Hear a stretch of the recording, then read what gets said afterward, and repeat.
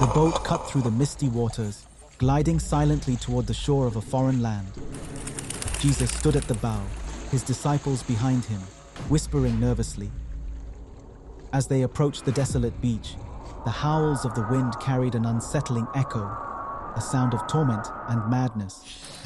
Stepping onto the shore, Jesus was immediately confronted by two figures, emerging from the shadows of the nearby tombs. These men, their eyes wild and their bodies scarred, moved with an unnatural ferocity.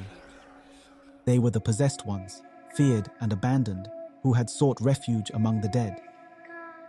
With a guttural snarl, the men lunged at Jesus, but stopped abruptly, their bodies convulsing. The disciples recoiled in terror as the men spoke, their voices overlapping in a cacophony of despair.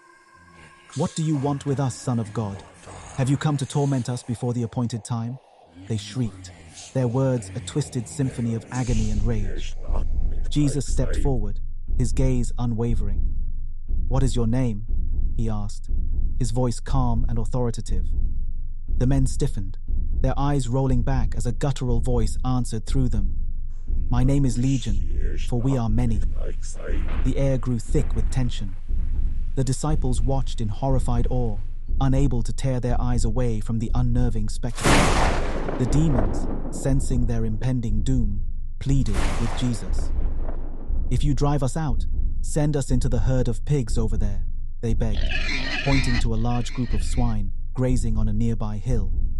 Jesus nodded, understanding the depths of their torment. "Go," he commanded.